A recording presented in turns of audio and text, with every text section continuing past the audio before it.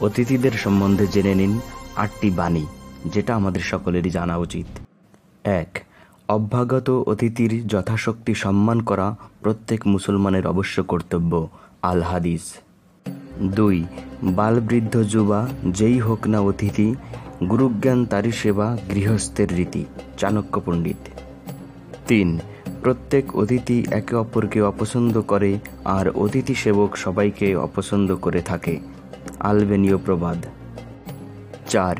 যত প্রকারের বন্ধন আছে তার মধ্যে সবচেয়ে মধুর বন্ধনই হল অতিথি আর অতিথি সেবকের মধ্যে।